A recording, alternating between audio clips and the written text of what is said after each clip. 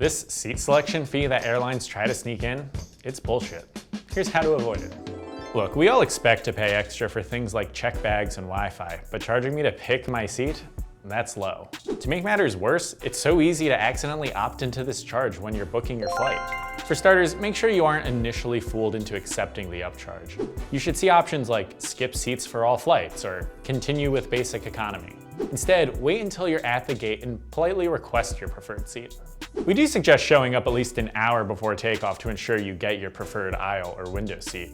Also, if you truly don't care where you sit, don't worry about any of this. Just note that you will run the risk of being separated from your group, sitting near the back, or even in the dreaded middle seat.